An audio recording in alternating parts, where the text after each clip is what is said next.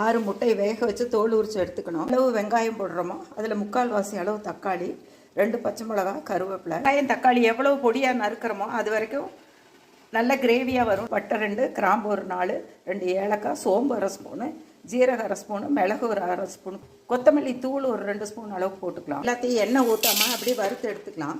அது கூடயே மல்லித்தூளும் போட்டு ஒரு நிமிஷம் வறுத்து எடுத்துடலாம். எல்லாம் சேர்த்து இது மாதிரி பொடி பண்ணி வச்சுக்கிட்டு எண்ணெய் ஊற்றி கடுகு போட்டுக்கிட்டு, கடுகு பொரிஞ்சோடனே பச்சை மிளகாய் போட்டுக்கலாம். இப்போ வெங்காயம் போட்டுக்கலாம். வெங்காயம் நல்லா வதங்கி ப்ரௌனாக வர வரைக்கும் வதக்கணும். தக்காளியும் போட்டுக்கலாம். இஞ்சி பூண்டு பேஸ்ட் ஒரு 1/2 ஸ்பூன் அளவு, வரமிளகாய் தூள், கரம் மசாலா தூள் 1/2 ஸ்பூனு, மஞ்சத்தூள் ஒரு 1/4 ஸ்பூன் அளவுக்கு. அது கூடயே இந்த வறுத்து அரைச்ச மசாலாவும் போட்டுக்கலாம். தேவையான அளவு உப்பு போட்டு 1 டம்ளர் அளவு தண்ணி ஊற்றி கொஞ்சம் பச்சை வாசம் போனோடனே சிக்கன் மசாலா ஒரு 1 ஸ்பூனு போட்டு மசாலா லைட்டாக எண்ணெய் பிரிஞ்சு வரும்போது முட்டையை இது மாதிரி பொடியை நறுக்கி வச்சுட்டு முட்டையும் அதிலே போட்டு கலந்துக்கலாம். முட்டை மசால் ரெடி. வணக்கம்.